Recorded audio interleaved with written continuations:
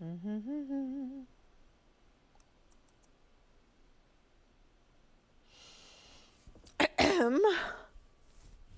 Spencer, how reliable are like forecasts like 2 weeks out or 10 weeks or like 10 days out? Not very reliable after 7 days.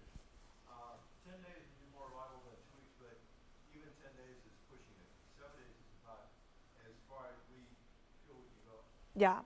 reliably.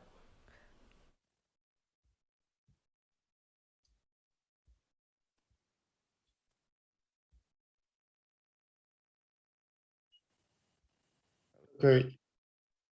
Yes, hi.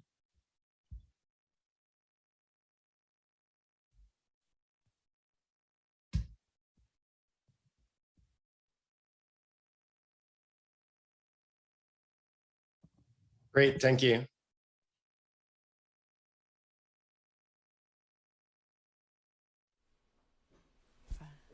One, two, one, two, one, two, three, four.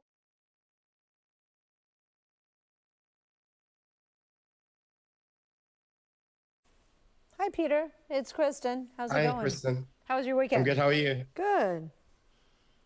Good, good, good. How's Linda's book doing? It's doing okay.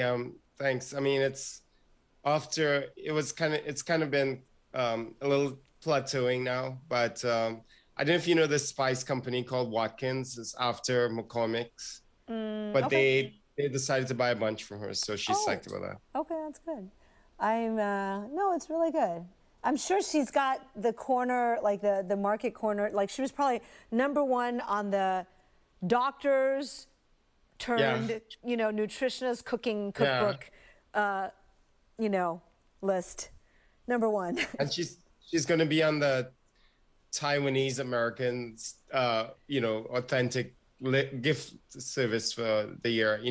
They kind of like put a curated list of Taiwanese American products to buy. So Really? she's kind of Nice. excited about that.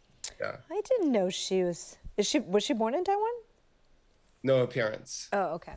I was born in Taiwan. Oh, great. Yeah. Yeah. So that's you're bonded. Where they're, yeah, exactly. Where they're still pursuing or attempting to pursue a COVID zero strategy. I know. I don't think it's going to work, unfortunately. But Yeah, no, it's not. I mean, at this point, they need to not make people coming in like quarantine in the hotels for like. I know. Yeah, I know. You can't visit anybody there now, and her family's, parents are there, and she could never visit them. I know because Because she who can't has take. like more than 2 weeks to stay? Right, right. I was gonna say if she's got like 2 weeks of vacation to waste on a quarantine, it's pretty good, perks at the company. I know. All right, I'll talk to you in like less than a minute. Thanks. Okay, great. Thank you.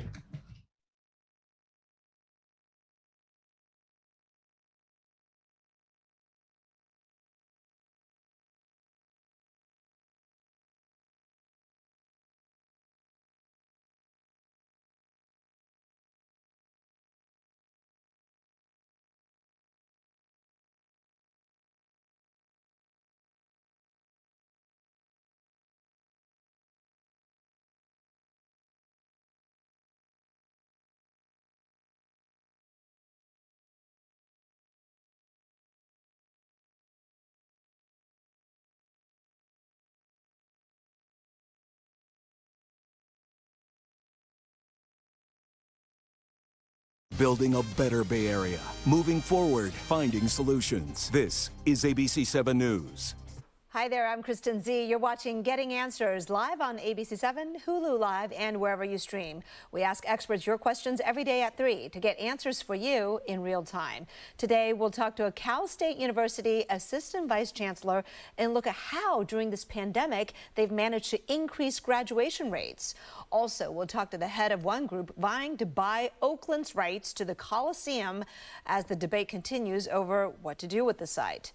But first, with the holidays and winter upon us and COVID cases ticking up in California and the U.S., public health officials are bracing for a winter coronavirus surge. To dive into the risks, who should get vaccinated, and answer your questions, UCSF infectious disease specialist Dr. Peter Chin Hong. Dr. Chin Hong, great to see you.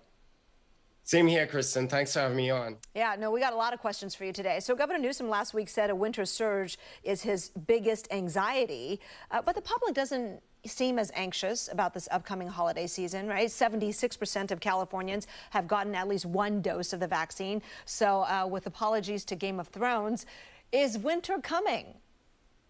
Winter is coming, but it's going to look very different from last year. We're probably not going to see a run on hospitals, a run on ICUs, but we are going to have several different features. The first is that we're going to have the resurgence of flu, and that may limit hospital beds. We don't know how much. Some people think 100,000 to 400,000 extra hospitalizations in the US. Flu vaccines have lagged in the US compared to last year. And then in the older population, they are the first ones to get the vaccine. Their immunity is definitely waning at this point. So we hope that they go out and get boosters. But only 10% of Californians who are eligible have gotten boosters. So, I think there is still some work to be done by the people. And I hope we rise to the occasion. But why do you think the booster uptake is a little slower, perhaps, even in California than expected, right? Do you think that people have gotten information since they got their original shots that now make them hesitant, whereas they weren't a few months ago? Or do you think it is just the belief in that the original vaccines are so effective as they were and there's no need? I think there's several reasons. The first is that there was a mixed conversation early on talking about who really needed the boosters versus not. I think the difference is time has elapsed since then. So there's now a signal of increased hospitalizations in vaccinated seniors. So I think that's the reason why they should get the booster for sure. The second reason is that when you look at national trends, the states which are leading the booster run are states you wouldn't imagine. They are usually states who've seen a recent surge like Idaho and Montana, and New York, California, and New Jersey are at the bottom of the list, mainly because we look around, we see things are going well. We've heard the praise that we've been so well vaccinated, particularly in the Bay Area. But I would encourage us not to be complacent. I'm not that worried, but I still think there's some room to go. All right, but quickly, California public health officials are now saying, look, even though the CDC has not come out and said this, if you're an adult, just go ahead and get your booster. Are you in that camp? Totally. I think we needed a simpler rule. It was way too complex before. It's like tapping your head and rubbing your belly at the same time. And, Colorado is doing it now. California and New York just announced they would do it, New York City. So I think it makes it easier for people to determine whether or not they would want a booster, because sometimes when you're traveling, you want a booster to prevent infection, even though you're protected against serious disease. Say like you're traveling to Europe now, you don't want to be stuck in Europe and not be able to get back in the US because you have a positive test. Okay. Many health officials have said that a substantial number of children here would need to be vaccinated if communities are to achieve herd immunity. There is a new study on the surge in the United Kingdom that may shed some light on this. Yes. So in surprise of surprises, what's been happening very quietly in the UK is that children are now driving the recent surge in the UK. And to put in perspective, a child aged 5 to 11 is about more than 50 times more likely to be infected than an over 75-year-old in the UK. So I think it's kind of turning the tables a little bit. And that's because the UK has lagged vaccinating their adolescents and younger children compared to the US. And, they're the ones left who are unvaccinated. And that's really a powerful risk factor for carrying infection, even though you may not get as sick yourself. So what's the takeaway for us? The takeaway is definitely immunize as many people as possible. The first vaccine is the most important. So, take your kids 5 and older of all ages to get their shots. If the grandparents take the kids, I know that some centers are offering the boosters to the grandparents at the same time. So one-stop shopping. Okay, staying with Europe here, Austria just started a lockdown, right? But only for the unvaccinated. They can only venture out for essential errands. Can't see that ever happening here in the U.S., but what do you make of that tough approach? I think it's really interesting, and it's really going where the science is, meaning that most of the healthcare utilization, hospitalizations, death, reservoir virus occurs in the unvaccinated. So if you wanted to make, you know, a swift move that doesn't shut down the economy, you focus on that group. Austria also has one of the lowest vaccination rates in Europe, and it's already resulting in an uptick in vaccinations. And there's a fine associated with it. If you get caught, I think it's something like more than $40,000 or $50,000 for fine if they catch you going to like the gym, for example, if you're unvaccinated. Wow. All right. I want to talk about Cal's football team. As you know, we have been reporting on that outbreak. I think 47 positive cases, 31 with symptoms. That's very important to note because at first we thought it was mostly asymptomatic. Many people can't understand how that could happen with a 99% vaccination rate in the program, right? Some people interpret that as vaccine not doing its job. We have a viewer, Ron, here, who says, why get the vaccine or the booster when they don't stop you from getting what you're vaccinated for? How do you see all this? I totally see it in a positive light. First of all, isn't it remarkable of all those people who got infected, no one went to the hospital? I mean, if it was regular COVID and pre-vaccination dates, a lot of individuals, because they include older individuals who are part of staff, would have gone to the hospital. Number two, it makes sense that with a high contact sport and with waning vaccine immunity, that could spread infection. Number three, you know, vaccine isn't the only mitigation strategy. I think in some teams like NFL, USC, Stanford, by introducing testing, not often, but at some point could also mitigate risk in a team, or just give everyone boosters if they're eligible. Okay. An article in the Merck on the Cal testing story pointed out that highly sensitive PCR machines were used on the players, and those can detect inactive virus for up to 90 days and produce false positive results. I'm a little confused, Dr. Chin Hong, because we always reported that PCR was the gold standard. Are we now implying that they're flawed because they're too sensitive? Well, it just depends on when you're doing the PCR. I'll give you the situation that they're talking about. Say you had COVID, Kristen, and I swabbed you every day for like 20 days. I know that from other studies, not from the study I'm doing, that after about day 7 or so, anything I pick up on you is probably not going to be alive. But the point is, you still have about 7 days of live virus.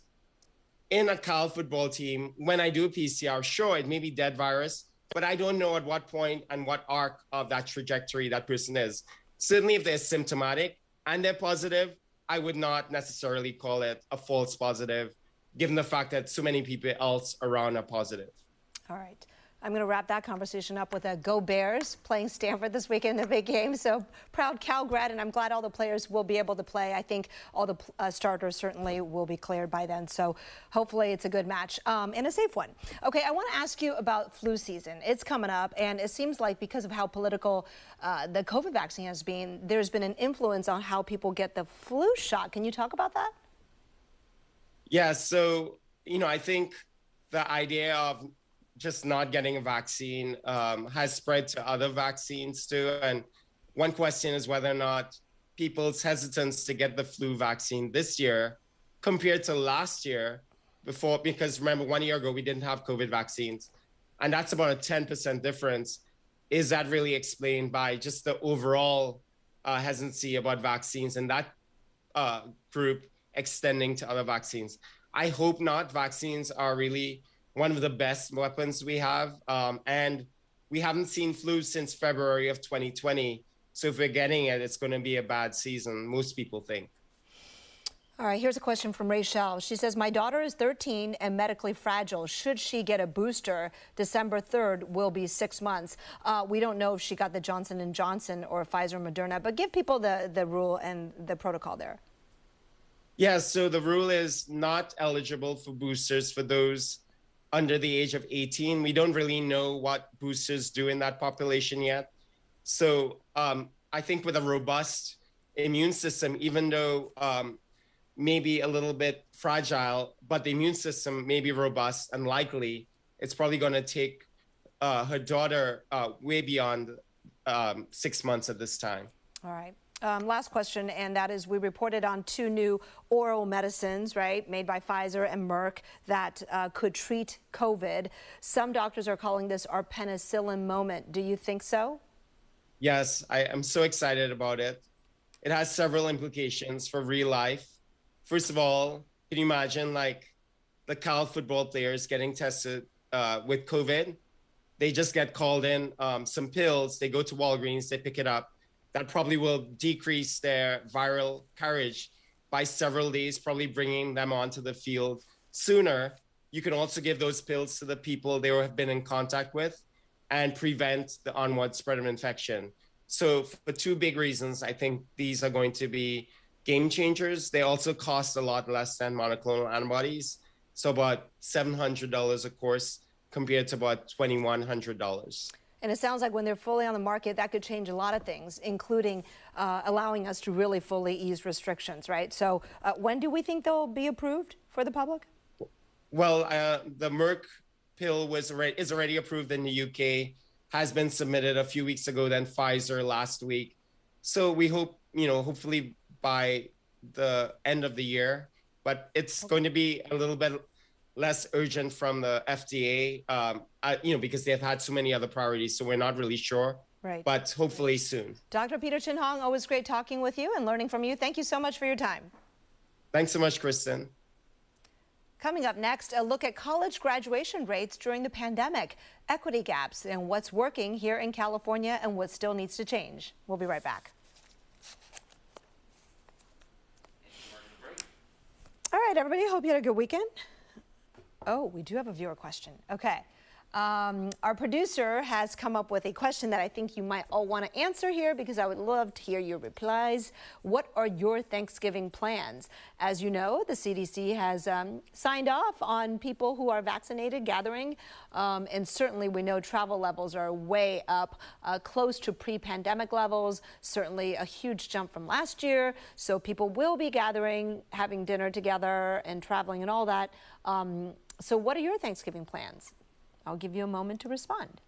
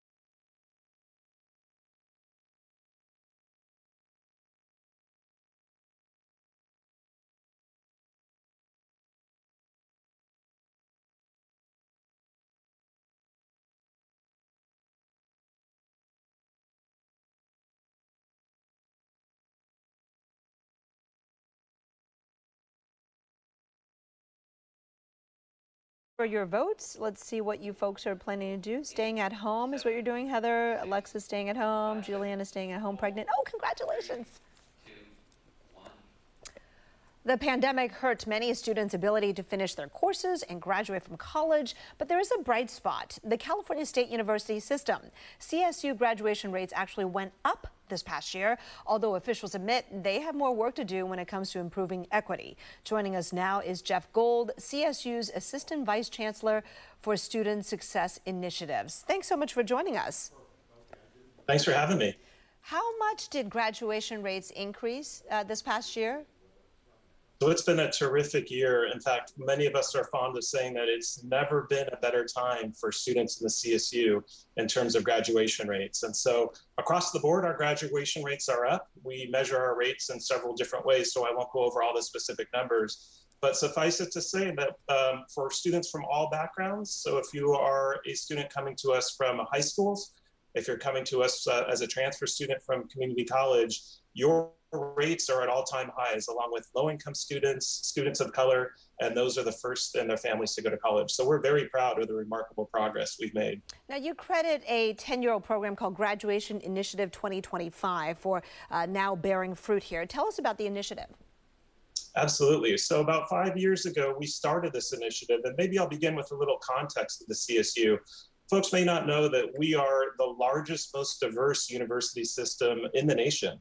So with 23 campuses from Humboldt State in the north to San Diego State down south by the border, we have close to 500,000 students studying in any one of our campuses. And the Graduation Initiative really binds us together as a CSU family and commits us to ambitious graduation rate goals that we set for the year 2025. And so our goal is to be first and best amongst our peers, not only in the tremendous diversity of students that we let in the doors, but also in terms of the students that we help cross the commencement stage. But what kinds of concrete support or actions were you taken to ensure that the students could graduate? Sure, that's a great question. So we set these goals for each campus individually. And the way we did it was we looked at peer institutions across the nation, and for each one of our 23 campuses, we set goals for them to be tops amongst their peers in that top quartile. And then in terms of the plans about how to meet those goals, we left it up to the campuses. And we asked them to develop plans for catapulting their student success rates into the year 2025. And we're beginning to see that fruit. We're identifying those best practices and we're sharing them with campuses across the system. Did it get any easier this past year for students to get courses? Because I know traditionally not being able to get courses was kind of a barrier to kids graduating in 4 or 6 years even. It's always a challenge, to be frank. You talk to our students and that's often the number one thing they'll say. It's often a challenge to get courses. But yes, we're finding that campuses are being a lot more intentional in making sure that students have access to those courses that they need when they need them. And so it's things like these across the board that we're instilling the help of all of the CSU family to better support our students. And certainly course availability is towards the top of that list. All right. But even though you were celebrating higher graduation rates, I know that one not so bright spot is that equity gaps increase for underrepresented minority students. Can you talk about that and how you plan to address that? Absolutely. And maybe, again, just a little context. When we talk about equity gaps, we're talking about that difference in graduation rates between students of color, in this case, and their peers, or low-income students and their peers. And that rate has pretty much remained flat. So those differences are there. And while we're enjoying all-time highs across all graduation rates, what we're seeing is that all boats are rising. And so I'm incredibly proud our Chancellor, Joseph Castro, has challenged the entire CSU community to think differently, to pull out all stops, and to close those equity gaps. And so we have a plan at the system office, and our campuses each have plans really to redouble their efforts over the next few years to ensure that students from all backgrounds, regardless of the money in their pockets or their zip codes from which they hail, have equal opportunities to succeed at the CSU. Mm-hmm. I read some articles recently about public schools, maybe this is more the high school level, middle school, about ensuring that kids don't fail their courses. Is CSU also doing something to try to reach that goal where students achieve true learning? You're not lowering the standards, yet you're ensuring that students don't flunk. That's exactly it. The research is pretty clear that what happens in the classroom really matters, and it matters differentially for our most marginalized students. And so we're really taking a systemic look at those courses in the first 2 years, specifically those high enrollment courses with low success rates. And we're looking at ways that we can redesign them and support our students better. And so a couple examples are providing perhaps outside of the classroom tutoring support or peer support with those courses. Another example, again, in the research that has shown to be really beneficial is just providing more support structures. So, Kristen, you probably remember when you went to college, certainly when I went to college, we had a midterm exam, maybe a final exam, and that was it. Mm-hmm. 2 chances to do well. Yep. We're looking at opportunities to let students prove in additional ways across the board that they can succeed. So additional tests, additional checks for understanding, and additional support along the way. All right, Jeff Gold, CSU's Assistant Vice Chancellor for Student Success Initiatives. Thank you so much for sharing what you're doing over there at CSU. Appreciate it. Thanks so much for having me. Coming up next, we'll talk to the heads of one group vying to buy the Oakland Coliseum site, and it's not without some conflict. We'll be right back. Any commercial break? All right, everybody. Hope you enjoyed that conversation. I'm going to throw our question. Oh, before, just real quickly, we're going to have one of the two groups, right, that's put in a bid to try to buy the Coliseum site, buy the Oakland city's share. There's going to be a big meeting tomorrow, City Council. I think they're going to decide. So we'll talk to this group coming up. But right now, tell us, what are your Thanksgiving plans? Tom, you're going to go out and eat somewhere. Okay, looking for a place for a senior meal. I hope there are a lot of places offering special deals. Chad, eat some turkey pecan pie and watch some football. Oh, All-American, sounds good. Robert, you have no plans. Rachel, you're going to drive south to your parents. Your entire immediate family is vaccinated, which, by the way, is public health officers say, yeah, do that. If everyone in your group is vaccinated, you can celebrate safely. And that is really what the vaccines were designed for, so that you can get back to spending time with your loved ones in a safe way and protect yourself, protect them. So it sounds like you got a good plan there. And driving in your car is certainly safer than flying, right? A little less exposure. Not to mention, this year there will probably be a lot of delays because, you know, in terms of flight attendants, staffing, that's all stretched to the max for most airlines. So, yeah, that sounds like a good plan.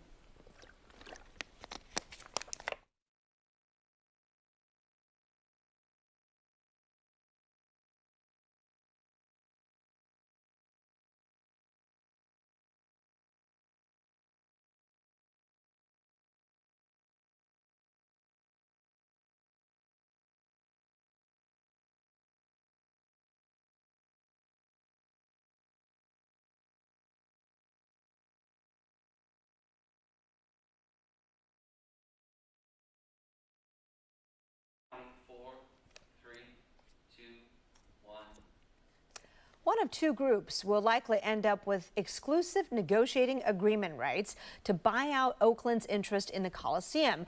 There could be a vote on this tomorrow, and one of those groups is headed by former A's star Dave Stewart. So Dave joins us right now. Good afternoon. Good to see you, Dave. How are you? Thanks for having me on. Absolutely. So assuming the A's are not returning to the Coliseum, and it certainly looks that way, what is your vision, your pitch, your plan for the Coliseum site? Well, the plan and the vision is to revitalize the area. We have plans for affordable housing. We have plans for market rate housing. We have plans for banks. We have plans for businesses. You know, through the pandemic, there were many Black-owned businesses that were lost, and I think the number is around 144 Black-owned businesses.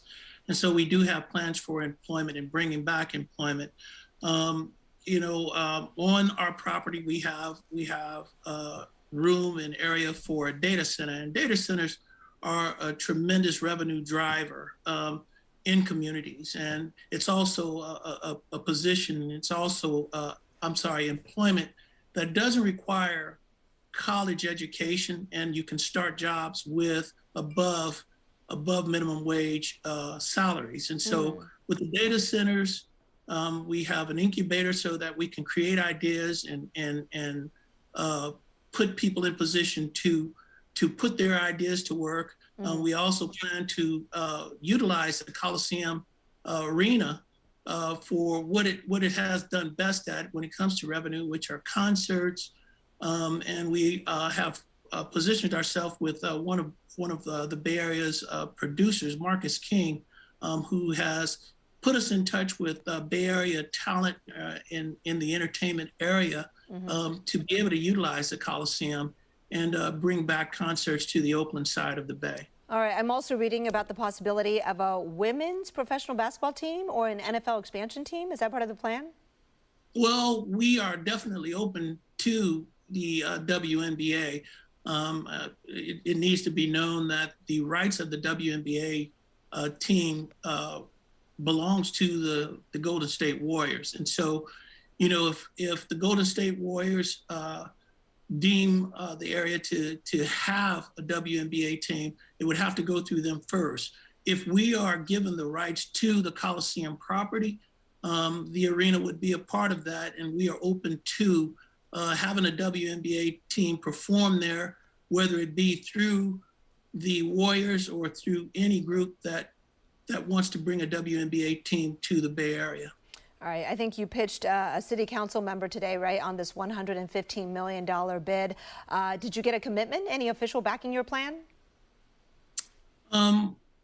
Any official backing from the council? Is that what you're asking? Yes, because we understand you do have a competitor and they've secured the backing of one of the council members and the vice mayor, right?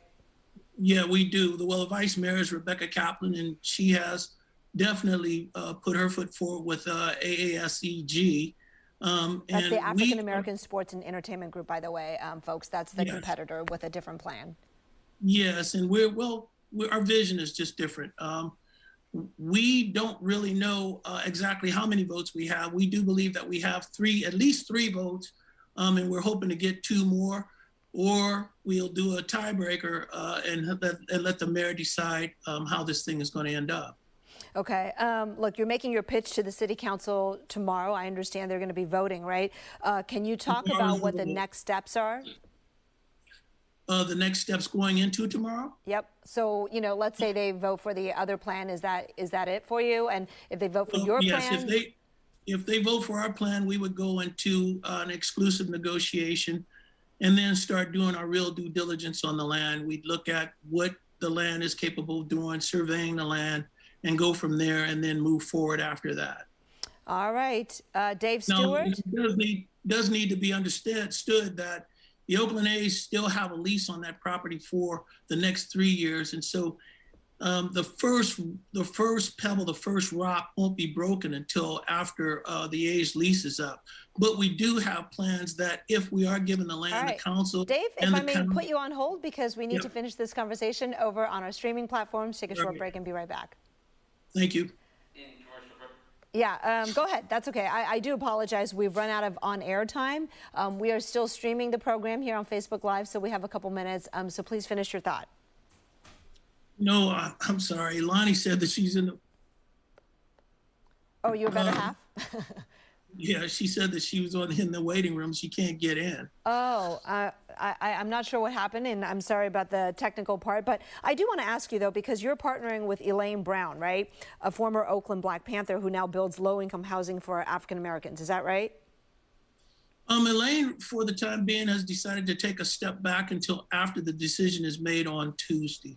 Oh, okay. But if it's decided in your favor, will she be coming back in? Well, we do have plans to work with Elaine. Yes, we do.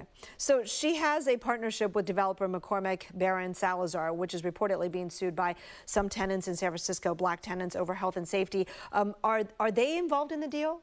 Would they be? Well, this project is a Stewart property project, and we as a group have not decided on who our contractor is going to be. We've done a lot of consulting with Michael Johnson. And so at this point, if we're going to do anything, he would be the guy that we would lean on. Got it. All right. Former A's star Dave Stewart now leading a group to try to get exclusive negotiating agreement rights to buy out Oakland's interest in the Coliseum, with ideas for developing it into restaurants, residential, stores, and business interests and all sorts of things. So we'll see what happens. We'll be following closely. Thank you so much for sharing your vision. Thank you very much for having us on. Absolutely. Bye-bye.